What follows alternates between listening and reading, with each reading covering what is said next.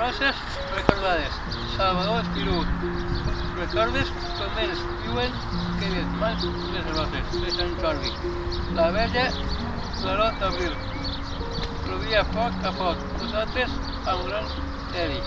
Darrere la finestra miràvem la vida del carrer.